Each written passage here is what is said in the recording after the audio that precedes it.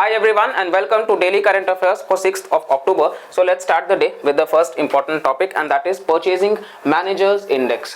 तो दरअसल ये इकोनॉमी का टर्म है, तो इसीलिए आपको डिटेल में इकोनॉमी यहाँ पर समझेंगे, तो आप वीडियो को पूरा देखिएगा, आपको काफी कुछ जानने को मिलेगा। भारत का जो मैन्युफैक्चरिंग सेक्टर एक्टिविटी है, परचेजिंग मैनेजर्स इंडेक्स जो है वो जुड़ा हुआ है मैन्युफैक्चरिंग सेक्टर से। तो ये मॉडरेटली मतलब 5 मंथ लो पर आ चुका है सितंबर में, यानी कि कुछ हद तक आप कह सकते हो, बहुत ज्यादा नहीं, कुछ हद तक कम आया है 5 महीने में अभी तक में। और ये सितंबर के महीने का जहाँ पे नए ऑर्डर्स जो है वो स्लो डाउन हुए हैं और सीजनली एडजस्टेड S&P जो global India manufacturing purchasing managers index है उसके अकॉर्डिंग और ये 57.5 आ चुका है जो कि 58.6 था।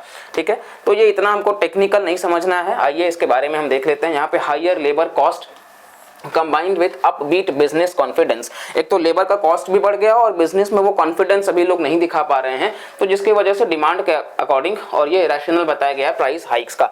ठीक है, growth of new export orders जो है वो भी कम हुआ है 9 मंथ का अभी तक का ये, और इस वजह से ये शार्प रहा है। तो न्यू बिजनेस जो है वो गेन किए हैं क्लाइंट्स इन एशिया से, यूरोप से, नॉर्थ अमेरिका से और मिडिल ईस्ट से। फैक्ट्रीज आउटपुट भी बढ़े हैं स्लोवेस्ट पेस में 5 महीने में, तो अभी तक में जो ग्रोथ हुआ है वो अभी तक का स्लोवेस्ट रहा है फैक्ट्रीज आउटपुट का, हालांकि ये लॉन्ग टर्म एवरेज से ऊपर ही है। तो ये पिकअप जो है वो एम्प्लॉयमेंट ग्रोथ वगैरह को लेकर के भी है।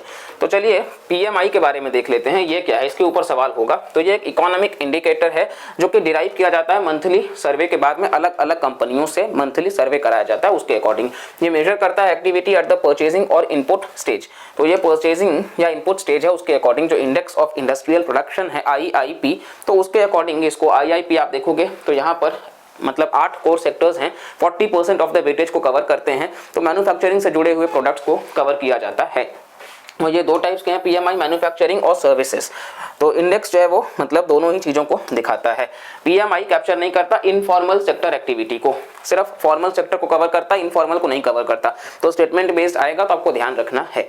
नेक्स्ट आप देखोगे PMI डेटा जो है भारत का वो रिलीज किया जाता है S&P ग्लोबल, एक global major financial information analytics है। अगर 50 से ज़्यादा इंडिकेट करता है एक्सपेंशन, ठीक है, और 50 से कम तो कॉन्ट्रैक्शन। ये आपको कुछ पॉइंट्स हैं तो ध्यान रखने हैं। इनफॉर्मल सेक्टर को नहीं इंक्लूड करता है, रिलीज किया जाता है S&P ग्लोबल के द्वारा। 50 से ऊपर है तो एक्सपेंशन है, 50 से नीचे है तो कॉन्ट्रैक्शन है। नेक्स्ट आप देखोगे ये पूरा का पूरा PMI किन किन कैटेगरीज में है, न्यू ऑर्डर को कितना ज़्यादा प्लेस हुआ है, इन्वेंट्री लेवल्स पे, प्रोडक्शन पे, सप्लायर डिलीवरीज पे और एम्प्लॉयमेंट एनवायरनमेंट पे। नेक्स्ट है graded response action plan GRAP। तो ये जो ग्राफ है ये रिसेंटली आया है दिल्ली में पोल्यूशन को टैकल करने के लिए। तो ये सेट ऑफ इमरजेंसी मेजर्स है जो दिल्ली NCR वाले रीजन में लागू किया जा रहा है, ताकि जो डिटेरिएशन होता है एयर क्वालिटी का वो कहीं ना कहीं जब बहुत ज़्यादा हो जाता है तब इसको इम्प्लीमेंट किया जाता है। अप्रूव किया गया था सुप्रीम कोर्ट के द्वारा 2016 में और ऑफिशियली 2017 में नोटिफाई किया गया। और ये कहीं ना कहीं मतलब जब एयर क्वालिटी वर्स हो जाता है तो फिर इनको अलग अलग स्टेजेस में लगाया जाता है। स्टेज 1 जब पुअर हो, ये आप देख सकते हो एयर क्वालिटी इंडेक्स है। स्टेज 2, स्टेज 3 और स्टेज 4 ये सीवियर प्लस मतलब 450 से भी ज़्यादा, तो ये स्टेज 4 में चला जाएगा। अब रिवाइज्ड जो है वो 1 अक्टूबर 2023 से आ चुका है, जिसमें पुअर एयर क्वालिटी के टाइम पे NGT एनफोर्स कर देगा कि जो डीजल और पेट्रोल व्हीकल्स है उस पर कहीं ना कहीं मतलब कंट्रोल करने के लिए। ये होगा पुअर एयर क्वालिटी में। वेरी पुअर एयर क्वालिटी में आप देखोगे तो रेमेडियल मेजर्स यहाँ पे यही होगा कि जो एयर क्वालिटी वगैरह को जो भी सेक्टर्स कहीं ना कहीं मतलब वो हार्म कर रहे हैं उसके ऊपर कसेल लगाने के लिए। नेक्स्ट है सीवियर एयर क्वालिटी। अब सीवियर की कैटेगरी में जाएगा तो स्ट्रिक्ट रेगुलेशंस होगा BS3 पेट्रोल और BS4 diesel light motor vehicles पे दिल्ली और आसपास के डिस्ट्रिक्ट्स में, गुरुग्राम, फरीदाबाद, गाजियाबाद, गौतम बुद्ध नगर, इन सभी रीजन्स में, और इसको इम्पोज किया जाएगा अलग अलग राज्य सरकारों में, मतलब हरियाणा और दिल्ली के द्वारा भी, मतलब माफी चाहेंगे उत्तर प्रदेश के द्वारा। फिर सीवियर प्लस एयर क्वालिटी में आप देखोगे तो ये फिजिकल क्लासेस को डिसकंटिन्यू कर देंगे 6th से 9th तक, और क्लास 11 जो है वो कंडक्ट करेंगे ऑनलाइन मोड पर। तो ये सीवियर प्लस में स्कूल्स बंद हो जाएंगे। सीवियर में हमने देखा कि आसपास में भी ये फैलाव होगा, तो इस प्रकार से थोड़ा सा आप आइडिया रख लीजिएगा। WHO का जो एयर क्वालिटी गाइडलाइंस है तो इसमें आप देखोगे ग्लोबल टारगेट है किस प्रकार से वर्क करना है। तो यहाँ पे जो पोल्यूटेंट्स लिए जाते हैं इसके ऊपर ऑलरेडी UPSC ने सवाल पूछा है, तो आपको ध्यान रखना है PM 2.5 मतलब ये 2.5 डायमीटर जो है वो उतने माइक्रोन से भी कम है, मतलब बहुत ज़्यादा हार्मफुल है, ये बहुत ज़्यादा हार्मफुल है, जितना छोटा उतना हार्मफुल। PM10, फिर nitrogen dioxide, sulphur dioxide, carbon monoxide और ओजोन। वर्ल्ड ओजोन डे भी हम 16 सितंबर को मनाते हैं, काफी हार्मफुल माना जाता है ओजोन भी, ठीक है। नेक्स्ट आप देखोगे कार्बन डाइऑक्साइड को कंसीडर नहीं किया गया है एक एयर पोल्यूटेंट में, इस लिस्ट में आपने कार्बन डाइऑक्साइड को नहीं देखा होगा क्योंकि यहाँ पे कार्बन मोनोऑक्साइड था जो गैसेस वगैरह से निकलते हैं। तो PM2.5, PM10, NO2, SO2, CO और ओजोन। तो यहाँ पे कार्बन डाइऑक्साइड जो है वो पार्ट नहीं है क्योंकि ये बेसिकली नेचुरली पाया जाता है और ये एक ग्रीन हाउस गैस में आता है। चलिए नेक्स्ट जो है आप एयर क्वालिटी लाइफ इंडेक्स, तो ये मेजर किया जाता है by energy policy institute eight university of Chicago, US का जो है।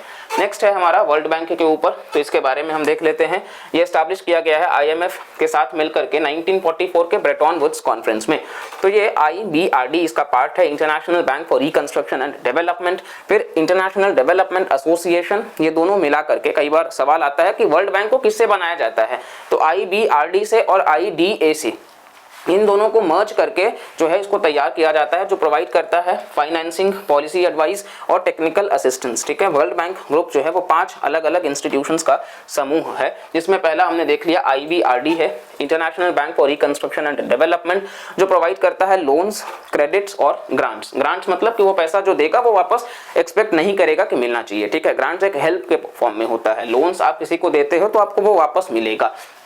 IBRD जो है वो इसका पार्ट है वर्ल्ड बैंक का। सेकंड है IDA, इंटरनेशनल डेवलपमेंटल एसोसिएशन, तो ये प्रोवाइड करता है लो और no interest loans to low income countries. International development association जो है वो या तो बहुत सस्ते रेट ऑफ इंटरेस्ट पे या तो एकदम रेट ऑफ इंटरेस्ट ही नहीं लगेगा, जिसमें लोन दिया जाएगा लो इनकम कंट्रीज को।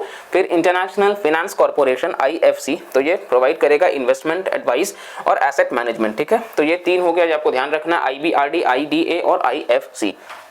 इसके अलावा मल्टीलैटरल गारंटी एजेंसी मीगा, तो ये इंश्योर करता है लेंडर्स को और इन्वेस्टर्स को कि पॉलिटिकल रिस्क अगर हो जाए, वॉर जैसी स्थिति भी, तो उनका पैसा सेफ होगा। ये मीगा का काम है, ठीक है। जैसे अभी रशिया और यूक्रेन का वॉर चल रहा है तो इस टाइप के सवाल बन सकते हैं। नेक्स्ट आप देखोगे international centre for the settlement of investment disputes ICSID, तो ये सेटल करता है इन्वेस्टमेंट डिस्प्यूट्स इन्वेस्टर्स और कंट्रीज के द्वारा। UPSC में सवाल हो सकता है कि इसमें से कौन सा नहीं है, तो आपको ध्यान रखना है ये 5 का नाम, ठीक है। चलिए नेक्स्ट जो है ये सर्व करता है डुअल ऑब्जेक्टिव कि एंड करना है एक्सट्रीम पॉवर्टी को 2030 तक और इंक्रीज करना है प्रॉस्पेरिटी बॉटम जो 40% ऑफ द पॉपुलेशन है वर्ल्ड वाइड। चलिए नेक्स्ट है monsoon season ends in deficit, तो जब ईयर को मार्क किया गया, एल नीनो के कंडीशंस को देखा गया, तो जो साउथ वेस्ट मॉनसून है भारत में वो कम रहा, रिजल्टिंग की बिलो एवरेज रेनफॉल हुआ है IMD के हिसाब से। तो नेक्स्ट आप देखोगे स्पेशल डिस्ट्रीब्यूशन हुआ है, मतलब अलग अलग तरीके से नॉर्थ वेस्ट इंडिया रिकॉर्ड किया है 593, आपको ध्यान नहीं रखना है ये सब, ठीक है। सेंट्रल इंडिया में आपको रेनफॉल वगैरह जो है वो कहीं ना कहीं मतलब इस तौर पे देखने को मिल जाएगा, नॉर्मल से थोड़ा ज़्यादा है। और साउथ पेनिनसुला जो है वो 8% का डेफिसिट है साउथ वाले रीजन में। रेनफॉल जो है वो पूरे कंट्री में कुछ इस प्रकार से आप डेटा देख सकते हैं, जहां ईस्ट और नॉर्थ ईस्ट इंडिया जो है वो रिकॉर्ड किए हैं रेनफॉल, मतलब अगेंस्ट नॉर्मल जो होता था उससे कम ही रेनफॉल यहाँ पे वो देखने को मिलेगा। यानी कि आपका जो east India, north east India और जो साउथ इंडिया है, यहाँ पे आपको डेफिसिट देखने को मिलेगा। तो मीटियोलॉजिकल सब डिविजन्स की बात कर लेते हैं, तो 36 है यहाँ पे रेनफॉल वगैरह को कवर किया गया है। 7 में जो डेफिशिएंट हैं वो ये वाले रीजन्स हैं, नागालैंड, मणिपुर, मिजोरम, त्रिपुरा, गंजेटिक जो वेस्ट बंगाल है, झारखंड, बिहार, ईस्ट उत्तर प्रदेश, कर्नाटका और केरला। तो rainfall activity ranging between 96% and 104% जो है, जब हम मतलब LPA लॉन्ग परफॉर्म के एक्टिविटी पे हम जब देखते हैं तो इसको नॉर्मल रखा गया 96 से 104% पे। 2023 को 94.4 के आसपास रखा गया जो कि नियर नॉर्मल है। और ये मतलब आपको इतना याद नहीं रखना है, लेकिन एक आइडिया होना चाहिए। पॉजिटिव फैक्टर्स इसका यही है कि एल नीनो कंडीशंस की वजह से ये डेफिशिएंसी है तो वापस से नॉर्मल हो जाएगा। और इंडियन ओशन डाइपोल और मैडन जूलियन ऑसिलेशन भी आपको देखने को मिल जाएगा। एल नीनो दरअसल जब होगा तो भारत में रेनफॉल नहीं होगा, साउथ अमेरिका में रेनफॉल होगा, क्योंकि ये प्रेशर चेंज हो जाता है। और इंडियन ओशन डाइपोल जब पॉजिटिव होगा तो भारत में रेनफॉल होगा, नेगेटिव होगा तो ऑस्ट्रेलिया में, ठीक है। और मैडन जूलियन ऑसिलेशन भी इंडियन ओशन और पैसिफिक ओशन में होता है, तो जिस भी ओशन का पार्ट होगा रेनफॉल वहां पे होगा, ठीक है। इस प्रकार से है, बाकी कुछ डिटेल रहेगा तो हम कभी ज्योग्राफी के क्लासेस में उसको डिस्कस कर लेंगे। नेक्स्ट है हमारा नेशनल टर्मेरिक बोर्ड। तो प्राइम मिनिस्टर अनाउंस किए हैं सेटअप करने के लिए नेशनल टर्मेरिक बोर्ड को, काफी इंपॉर्टेंट है जी। फिर तो बेनिफिट क्या है, ये इंप्लीमेंट करेगा मार्केट इंटरवेंशन स्कीम सेंट्रल और स्टेट गवर्नमेंट का, ताकि प्रॉफिटेबल प्राइस मिल सके फार्मर्स के प्रोड्यूस को। भारत में 1.1 मिलियन टन ऑफ टर्मेरिक होता है, जो कि 80% है विश्व का। टर्मेरिक भारत में सबसे ज्यादा है और इसका वैल्यू भी बहुत ज्यादा है। आपको पता है कि ये एंटीबैक्टीरियल है, हीलिंग में भी बहुत अच्छा है, इम्यून सिस्टम के लिए भी बहुत अच्छा है। तो हमको इसको बिल्कुल एक हर्ब की तरह, एक मेडिसिन की तरह इसको प्रमोट करना है। तो यहाँ पे 1.5 लाख टन जो है वो शिपमेंट किया जाता है और पैंडेमिक के समय किया भी गया। इसके लिए टेम्परेचर कितना चाहिए, तो 20 to 35 degree Celsius, annual rainfall 1500 millimetre या उससे ज़्यादा, यानी कि इरीगेटेड कंडीशंस होना चाहिए, पानी होना चाहिए। और ये बेस्ट होगा वेल ड्रेन्ड सैंडी या क्ले लोम सॉइल्स में। पीएच उतना मतलब 4.5 to 7.5। टर्मेरिक आप देखोगे तो ये हर्बेशियस है, जैसा कि आपको बताया, जिंजर फैमिली को बिलोंग करता है और नेटिव है ट्रॉपिकल साउथ एशिया में। ठीक है, महाराष्ट्र जो है वह यहाँ पे सबसे ज़्यादा है, भारत में महाराष्ट्र सबसे ज़्यादा है, फिर तेलंगाना और कर्नाटका सेकंड और थर्ड पे आते हैं। तो ये आप देख सकते हो चार्ट, महाराष्ट्र टर्मेरिक के प्रोडक्शन में टॉप पे आता है। तो ये हमारा डेली करंट अफेयर्स था, जैसा कि स्टार्टिंग में ही बताए होंगे कि काफ़ी कुछ जानने को मिले होगा। तो जिन लोगों ने वीडियो को शुरू से लेकर के अभी तक वो कंटिन्यू रहे होंगे, इस बात का तो गारंटी है कि आप वीडियो एंड जब कर रहे हैं तो आपको काफ़ी कुछ नया जानने को मिला होगा। और अगर आपको हमारे इस एफर्ट से हेल्प मिलता है तो प्लीज लाइक करिएगा, चैनल को सब्सक्राइब करिएगा, ताकि ऐसे आप रेगुलर वीडियोस देख सकें। और कमेंट भी करिएगा अगर आपको लगता है कि आपका जरा भी नॉलेज बढ़ा है, और बाकी लोगों तक भी शेयर करिएगा कि ये फ्री ऑफ कॉस्ट इनिशिएटिव जो है, जहां से हम कोशिश कर रहे हैं कि आपका करंट अफेयर्स जो अपने आप में बहुत डायनामिक है, इसको हम कवर करा सके, दैट टू स्टैटिक पोर्शन को लेकर के। बाकी आप वीडियो से बने रहिए, और भी बाकी कुछ है तो बस अपना प्यार बनाए रखिए। मिलते हैं अगली वीडियो में, तब तक के लिए bye bye, take care and जय हिंद।